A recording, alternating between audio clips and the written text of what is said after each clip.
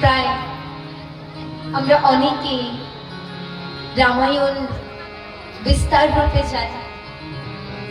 আজ শ্রীমদ্ ভাগবত কথা মাধ্যমে শ্রীকৃষ্ণ জন্মাষ্টমী কথা আমাদের পূর্ণ বা বিস্তার রূপে জানার সেই অসীম কৃপাকে আমরা পাব। ভগবান রামচন্দ্র তিনি জন্মগ্রহণ করেছেন। বিভিন্ন বিভিন্ন বাল্যকালে লীলা করেছেন। রূপ রঙ্গ সৌন্দর্যের মূর্তি ছিলেন ভগবান শ্রী রামচন্দ্র। ভাইদের প্রতি নিষ্ঠা ভাব, সমস্ত প্রজার প্রতি দয়া ভাব। গুরু বশিষ্ঠর আশ্রমে তিনি রক্ষা করার জন্য গিয়েছিলেন যৌবনকালে। সেখানে গিয়ে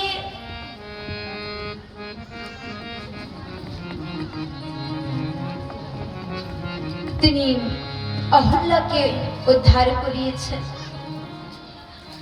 তারকাকে উদ্ধার করেছেন। বা পথে মিথিলার রাজা জনক দুলারি সীতার সঙ্গে স্বয়ম্বর করেছেন। বা তার চারটি ভাই তাণ্ডব মা সীতারহি বোনের সঙ্গে তাণ্ডা স্বয়ম্বর রূপে বিবাহ ইত্যাদি সেই লীলাকে আরম্ভ করেছেন। উপরান্তে রাজা দশরথ তিনি কৈকেয়ীর বচন পালন করার জন্য যে সকাল ভগবান রামের রাজ তিলক হবে, কৈকেয়ীর বচনে তিনি ভগবান রামচন্দ্র মা সীতা আর লক্ষ্মণকে বনবাস দিয়েছিলেন। বনবাসের পুণ্যে মহারাজা দশরথের প্রাণ ত্যাগ হয়েছিলেন। বনবাসী ইত্যাদি লীলা সম্বরণ করেছিলেন ভগবান।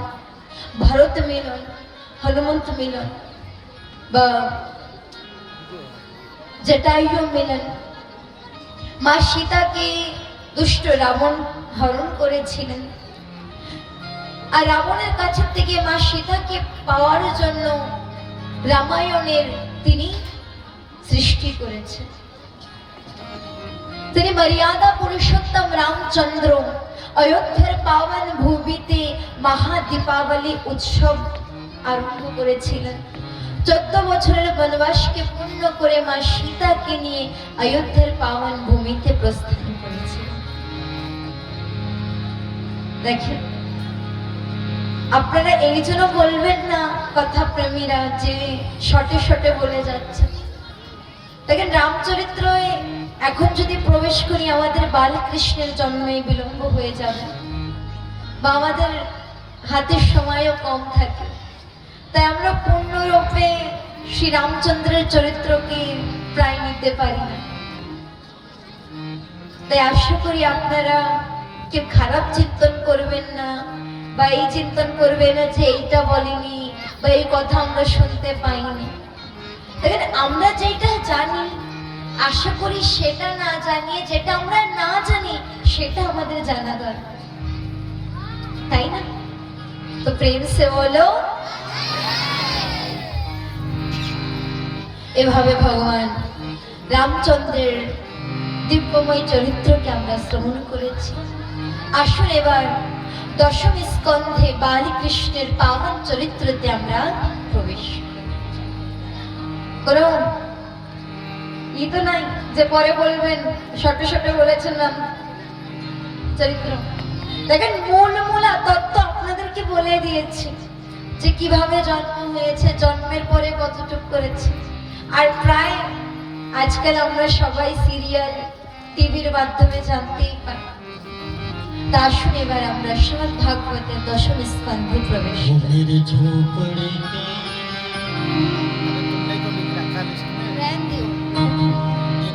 बालकृष्ण का जन्म है, अभी तैयार हो गए हैं। अच्छा, भगवान श्री कृष्ण के अनवर সুধাম বৃন্দাবনকে একটু অযোধ্যার পাবন নগরীও আমরা তৈরি করি। যে পাবন নগরীতে আজ ভগবান শ্রী রামচন্দ্রের জন্মময় কথা আমরা শ্রবণ করেছি। আজ আমাদের জীবনেও তো হয় কত কষ্ট পরিশ্রম আসার পরে সপ্তম দিবস কথাকে আমরা পেয়েছি, ঠিক তেমনি ভাবে 14টি বছর অযোধ্যাবাসী মা কৌশল্যা, সুমিত্রা, এমনকি মা কৈকেয়ী বা রাম ভ্রাতা শ্রী ভরত রাম মিলনের আখিয়া দর্শে গিয়েছিলেন, তিনিও আজ 14 বছরের পরে ভগবান রামচন্দ্রকে পাচ্ছেন। সে সংযোগ আর বিয়োগের আনন্দের বেলায় আজ অযোধ্যাবাসী কিভাবে ভগবানকে স্বাগত জানাচ্ছে, আসুন আমরা সকলে শ্রবণ করি।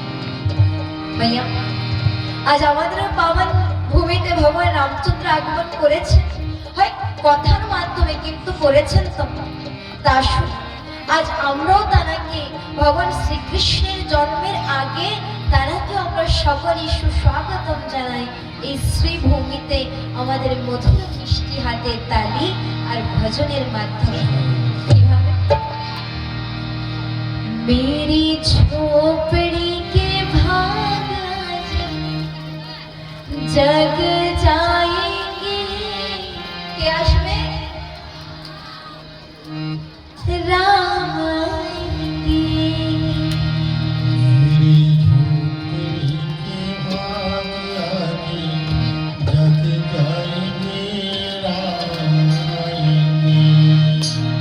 और प्रभु आएंगे तो हम सब मिलकर क्या करेंगे? मीठी मीठी तालियों के साथ उनका स्वागत करेंगे। तो कैसे? मेरी झोपड़ी के भाग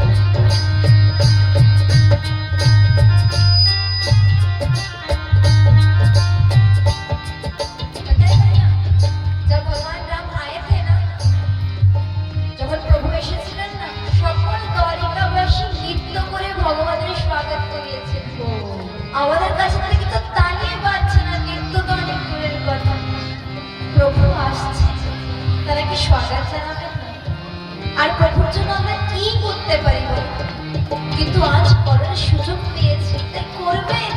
আর কি বলবেন?